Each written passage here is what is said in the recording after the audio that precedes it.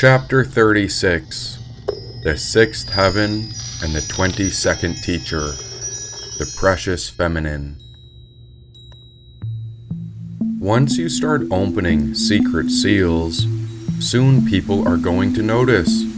After each sacred seal was opened, a spirit would come forth, one after the other, and this sent the material world into a sort of metamorphosis. Much like a divine seed opening, the true nature of reality was exposed to all of us. Now, not everyone could see this, but all these seals had been buried like seeds, waiting for just the right time, and each concealed spirit began to bloom like 7 lotuses. A lot of people are against change, and those who got a glimpse of what we'd done called it hocus pocus. But I didn't ask for this. I was simply very curious. It's as if everything in my life led me to find these seals, and there wasn't anyone who could explain something so mysterious. All the while, the truth was waiting to be found, as if it was buried right in front of us. "Hey you! Stop that at once," said one of the 7 churches. Who, me? "You don't deserve to be here. You don't have nearly enough experience," said the church. According to what? The leader of the church seemed furious, but the Holy Spirit led me into the mysterious. Like a vortex of transmutation, I was caught in the middle of it. "Come down from there. Don't be a silly fool. Give us the seals, and we'll make sure they're opened according to God's rules," said another church. What do you mean, God's rules? "We have the priesthood, and so we are connected to God. And God tells us how it is, and so we know God's laws. You must understand that our religion is very ancient, and so we are holders of God's sacred word, and anyone who disagrees will not find heaven. So come give us what you have found, and don't be absurd," he said. Yet a priest is ordained by man, as the priest functions in a religious group to carry on rituals to worship a specific aspect of God as a divinity. This aspect of divinity that the priest is devoted to carries on from what a priest was told, and such a priest is taught about the divinity, whereas a shaman has a direct experience of the great mystery. The shaman and priests have a major difference, as a shaman's powers are discovered in a familiar journey.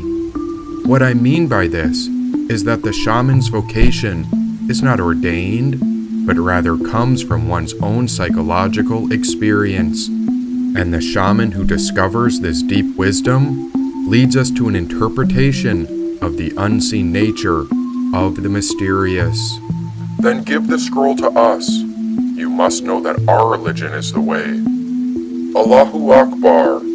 After all, Prophet Muhammad predicted what would happen upon this day," said another church.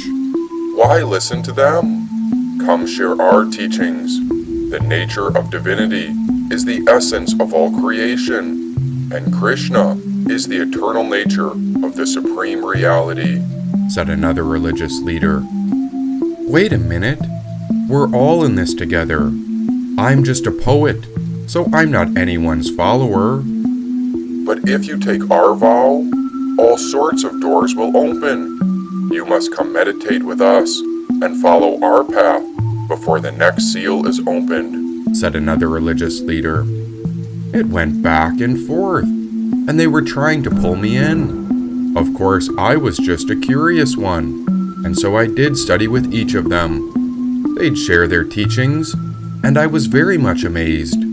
It was as if each religion held a path out of the confused world, which led us out of suffering to heaven and freedom. And as long as we followed one of these religions, then any of us could get out of the worldly maze. How about this? I'll weave together many teachings from all the sacred communities. That way, we can come together in the spirit of unity. These sacred seals covered an ancient scroll. Meanwhile, everyone seemed to be looking back thousands of years, proclaiming the same teachings everyone else had been told. I too honored what came in the past, since it's very valid, but the Spirit was waiting for these seals to be opened. When we look to the world, it is obvious that the old ways are not quite working. Yet the spiritual truths of the world are also in danger and must not be overtaken by greed or materialism. As we look to the churches, it's becoming even more common for sexual abuse and scandals. In some countries, women are not allowed to drive, to be educated, or reveal their skin, and that's only the beginning of how our world is in shambles. Of course, there are great leaders and teachers in the world, but as I look to our elders, I wonder who will lead us next. Meanwhile, lust, greed, and sin has overtaken humanity, so surely the solution is not what the world might expect. Now, I never asked for this path, but the old ways of the world has left the people's minds in shackles. The revelation of change is upon us, and it just so happens that the seals could only be opened by a certain type of rascal.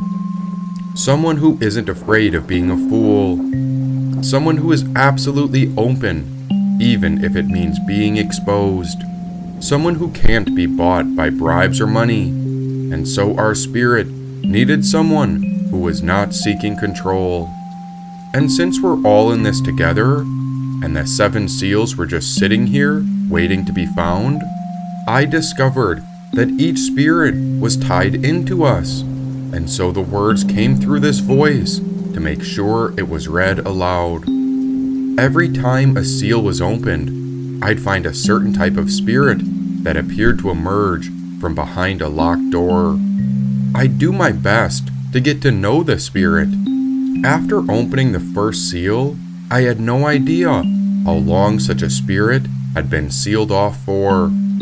I realized that first spirit must have been quite upset, and it couldn't handle the current state of the earth, and so it could be said that the first spirit went berserk. I was in shock, looking for help. Now it seemed like not many people wanted to talk, and I wondered if they wanted nothing to do with me. And that's when I realized how all of these 7 churches had their own secret teachings hidden from humanity. What I came to realize is that most religions had dispelled the feminine, and so it's clearly written that God was a father and a son, and so many of the religious paths were perceived as masculine. Some religions were more inclusive, and they even went as far to say that incarnations of God had consorts. But where was the feminine hiding in these religions? Why wasn't the feminine allowed in leadership? And why was the feminine only allowed as humble followers? As these seals were opened, each held a different spiritual aspect of the repressed feminine. And once each spirit got loose and took a good look at the world, they seemed to be set on a path of destruction. We can tame them. It is a matter of taming the mind. If you search within the Buddhist scriptures, such tales of many masters will help you become more aligned, said one of the 7 temples.